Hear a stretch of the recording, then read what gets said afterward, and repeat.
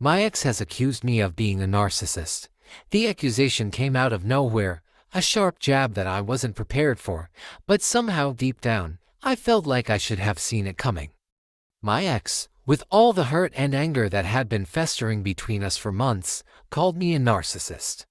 It stung, not just because of the nature of the accusation, but because it was the kind of thing that, once said, left no room for explanation or defense. The word hung in the air like a dark cloud, and I found myself speechless. The relationship had been complicated from the start. There were good moments, laughter, shared memories, a connection that felt real, even when everything else was falling apart. But there were also so many bad moments. Arguments that felt like they never ended, constant misunderstandings, and an emotional weight that neither of us could escape.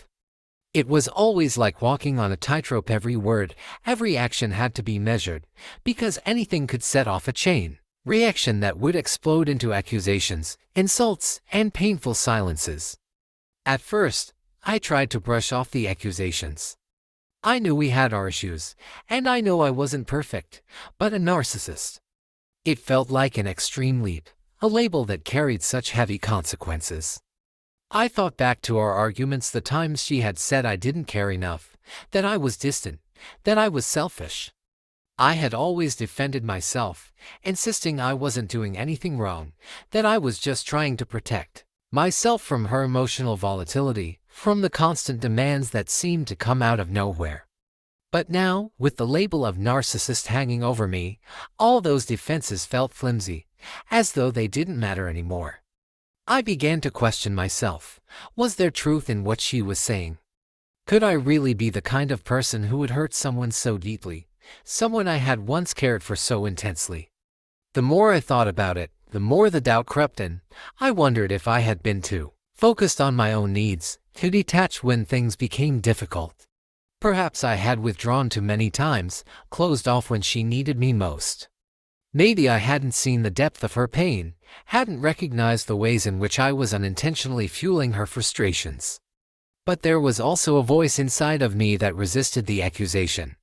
It screamed that it wasn't true, that I wasn't a narcissist. I wasn't the one who had manipulated her, the one who had used her insecurities as ammunition in our fights. I wasn't the one who had pulled away at every moment of vulnerability, leaving her feeling abandoned. No, that was her. She had always had a way of making everything about her, always playing the victim, twisting every conversation into a reflection of her own pain and needs. Maybe I had been selfish at times, but so had she. Maybe I had closed myself off to avoid the emotional messiness that our relationship became, but she had pushed me into that corner, always demanding more than I could give. Days turned into weeks, and the accusation lingered in my mind, gnawing at me. I couldn't stop thinking about it, couldn't shake the feeling that I was trapped in a narrative that I didn't even know how to rewrite.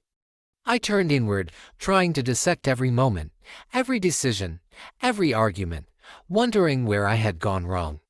I began questioning my actions, looking for any sign that I might have indeed exhibited narcissistic traits. The more I looked, the more I found moments where I had been too self-absorbed, where I hadn't been emotionally available enough, where I hadn't been the partner she needed me to be. But at the same time, I could see how she had manipulated situations, how she had twisted the truth to fit her own narrative. There were countless times when I had felt belittled, emotionally drained, and misunderstood. She had a way of making everything about her, of demanding constant validation, and when I didn't provide it, the accusations would start. Thought about the times she had called me selfish, not because I had been selfish, but because I hadn't been able to meet all of her needs. She had a way of making me feel like I was never enough, like I was always failing her, even when I was giving everything I had. Eventually, the weight of the accusation began to take its toll. I found myself isolated from friends and family, unsure of who to trust, unsure of who I was anymore. I began to question the validity of my own emotions, unsure whether I was the victim or the villain. The lines between right and wrong, truth and fiction, began to blur, and in that blur, I began to lose myself. The person I had once been confident, self-assured, someone who trusted in their own judgment began to crumble. The more I tried to defend myself, the more distant she became. It was like talking to a brick wall. No matter how much I explained, how much I tried to show her my side of the story, she would always come back with the same accusation: that I was a narcissist, that everything was about me, that I never truly cared about her. And as the weeks passed, I began to wonder if maybe she was right. What if I really was the problem? What if I had spent so much time defending myself that I hadn't seen how I was contributing to the toxic dynamic? But then, there were moments, small moments, where the fog would lift, and I would remember who I was before all of this. I remembered how I had once been kind, how I had once been able to connect with people in a genuine way. I remembered that I had always tried my best, that I had loved her deeply, even when it was hard. I wasn't perfect. I had flaws, just like anyone else, but I wasn't a narcissist. I wasn't a monster. I wasn't someone who used other people for my own gain. The accusation felt too big, too extreme, for who I knew myself to be. I realized then that the term narcissist had become a weapon, a way for her to deflect responsibility for her own actions, for the emotional chaos that she had stirred in our relationship. It had become a way for her to place the blame solely on me, to make me feel like I was the one at fault, when in reality, we both had a hand in the destruction of our relationship. As time passed, I started to pull away, not just from her, but from the toxic narrative she had imposed on me. I began to seek therapy, to talk about my emotions in a safe space, to reestablish my sense of self. The process was slow, painful, but necessary. I began to understand the dynamics of our relationship better, how I had been manipulated, and how I had allowed myself to become entangled in her emotional turmoil. I started to see that I wasn't the one who had been controlling, that I wasn't the one who had sought validation at any cost. It was a long journey to reclaiming my sense of self-worth, but I eventually realized that the accusation didn't define me. It was a reflection of her own struggles, not mine, and while I couldn't erase the hurt or the doubt it had caused, I could rebuild. I could choose to believe in who I was, in my ability to love and care for others in a healthy way. The hardest part of healing from the accusation wasn't just the emotional pain, but the way it made me question everything I knew about myself. But in the end, I found the strength to walk away from the label, to stop allowing her version of the story to control my narrative. The truth, as I saw it, was that love is complicated, relationships are messy, and sometimes the person who accuses you of being a narcissist is simply projecting their own insecurities, their own wounds, onto you. And though the pain lingered for some time, I came to understand that the only person who could define me, who could tell my story, was me.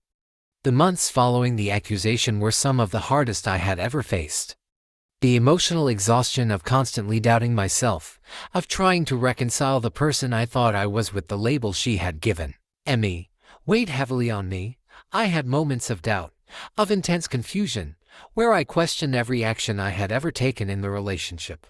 Had I been too distant? Had I been selfish?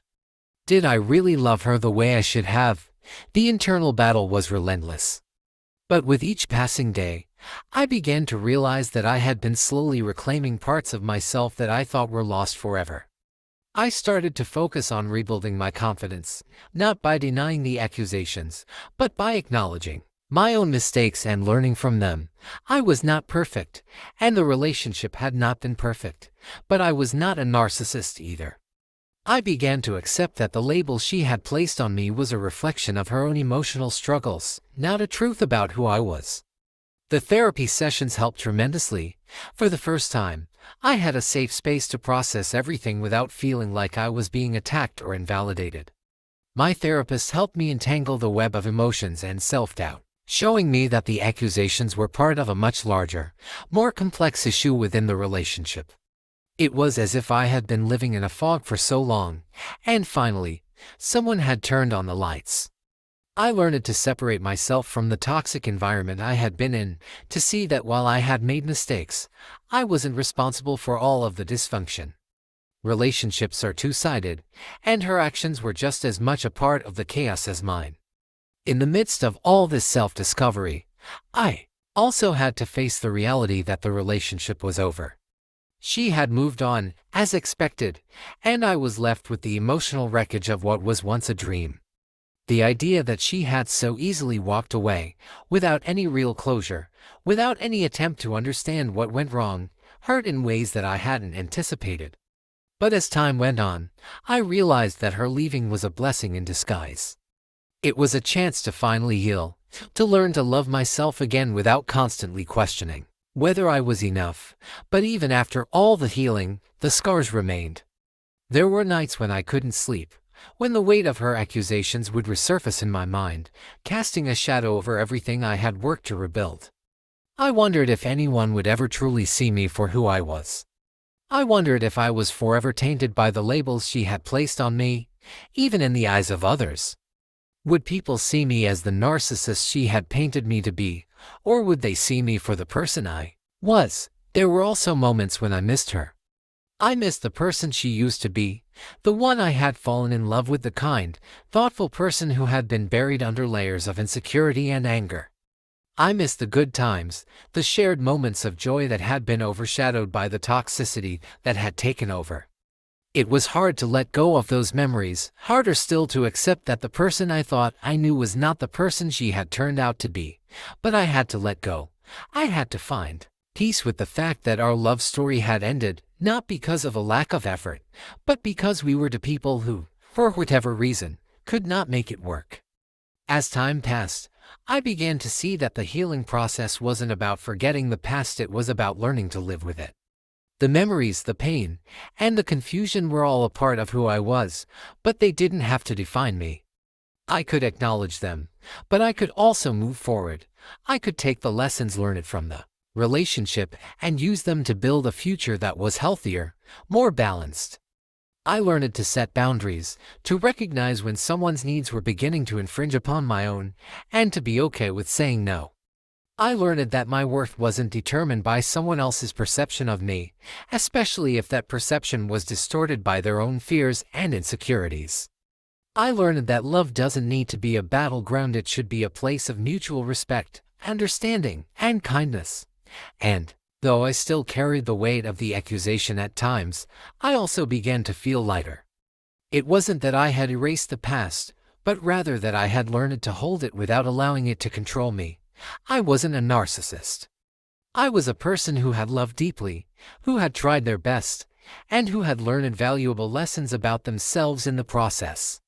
Eventually, I found peace, not in the idea of what could have been, but in the reality of what was. I found peace in knowing that I had done everything I could to make the relationship work, and that the end wasn't my fault. I found peace in the understanding that sometimes, even when you give everything you have, it's not enough to fix what's broken. I also learned to forgive myself. I had been too hard on myself for so long, for not being perfect, for not being able to meet every need, for being human. But over time, I came to see that I wasn't broken. I was simply someone who had gone through something difficult, something painful, and was now moving forward. The scars would remain, but they no longer had the power to control me. They were just reminders of my resilience, my ability to rise after every fall. And with that, I started to open myself up to the possibility of new connections, new relationships, not out of desperation, but out of hope. Hope that love could be different this time, that it could be kind, understanding, and mutual.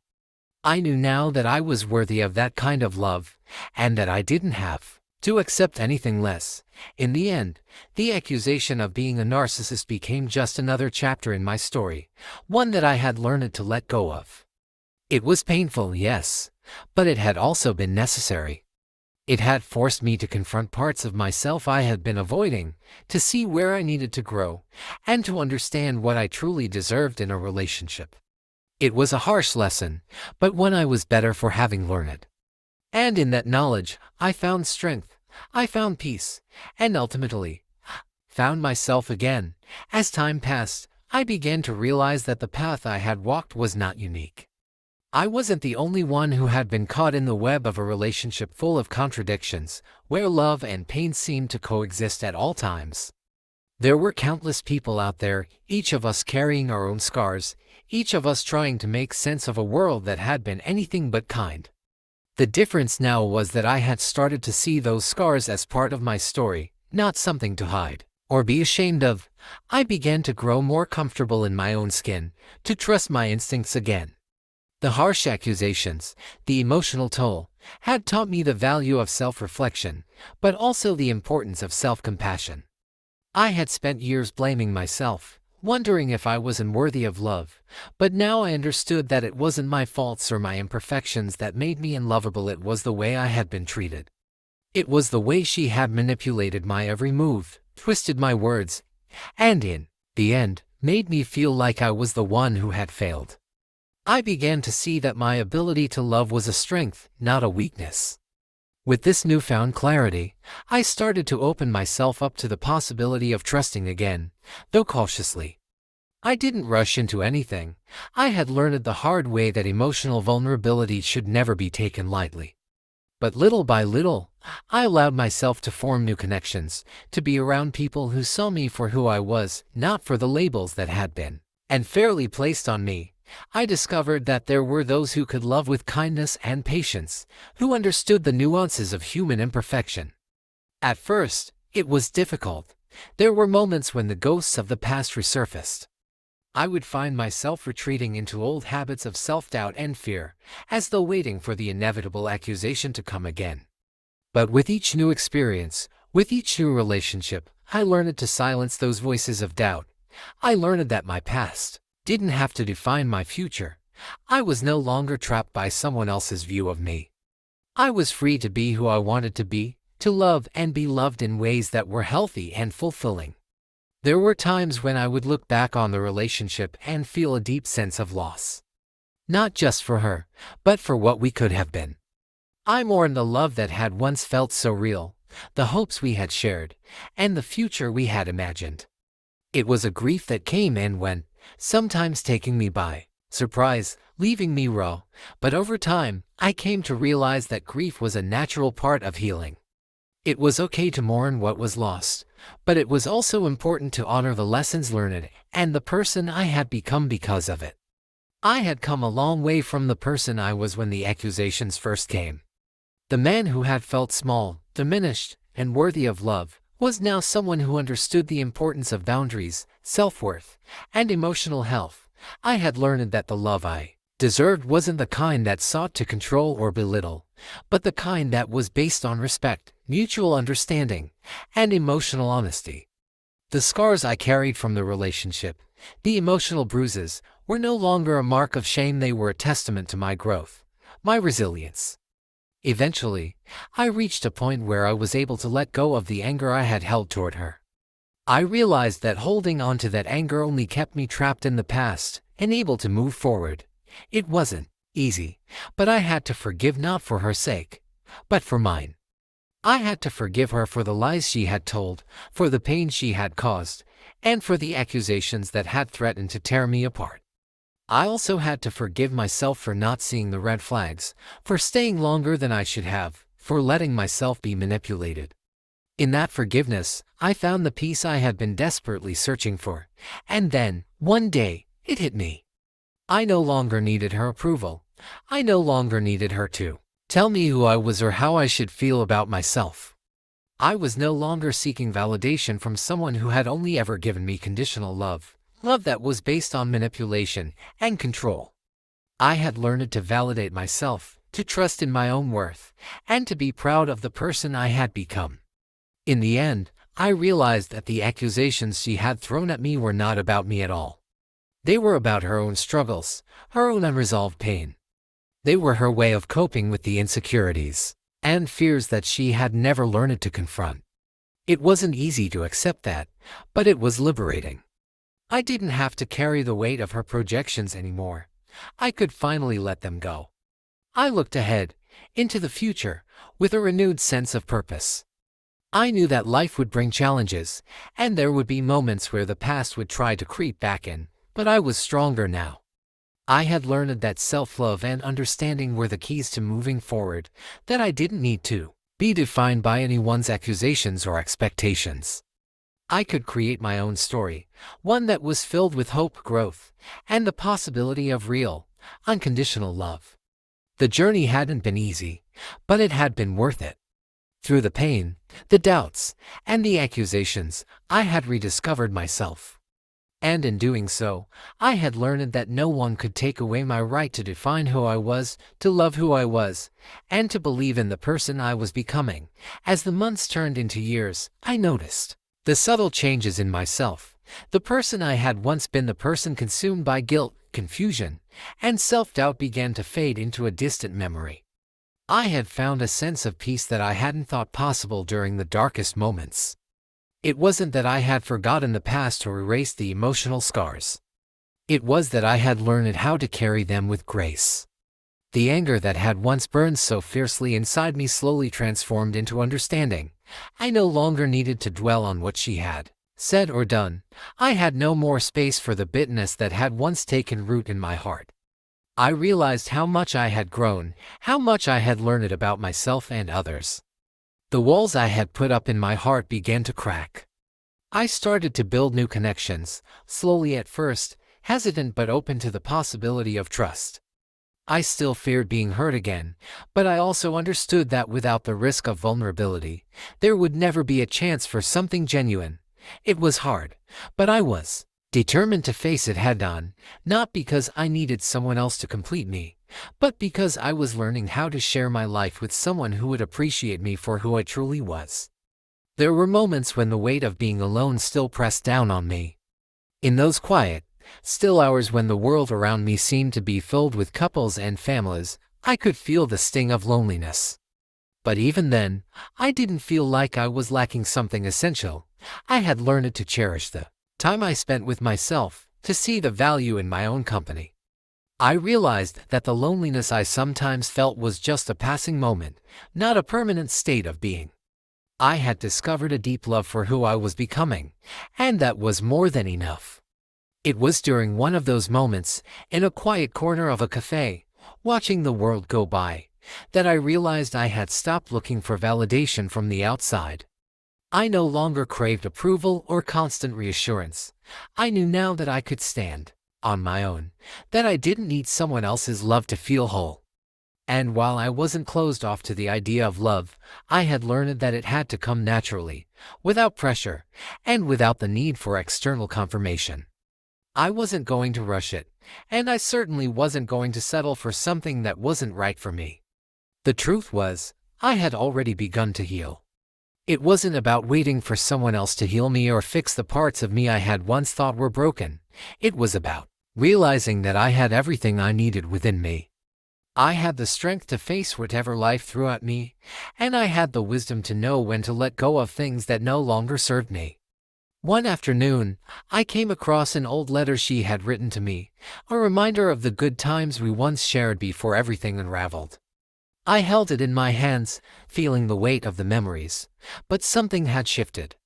I wasn't filled with anger or regret anymore. Instead, there was a quiet acceptance. I had loved her deeply, and for a time, I believed we were meant to be together. But life had its own plans, and the relationship had ended not because we weren't good people, but because we weren't right for each other. I had to accept that. Just as she had to, we had both done the best we could with the tools we had at the time, but those tools were no longer enough to navigate the complex journey we were on. I folded the letter back into its envelope and placed it in a drawer, a symbol of the past, but no longer something I carried with me. It was part of the story, yes, but it was no longer the story I was living. It wasn't long after that when I started to feel a subtle shift in my heart. I met someone kind, someone who wasn't looking for perfection but for authenticity. She was different, not in a way that erased my past, but in a way that allowed me to see a new future unfolding. She didn't come into my life with expectations or judgments. Instead, she saw me as I was, a person who had gone through hardship, someone who had learned, someone who was still growing. There was no rush, no pressure. We simply enjoyed each other's company, learning more about each other with each passing day. I didn't need to prove anything to her, nor did she to me. We simply existed together, our lives overlapping in gentle, natural ways.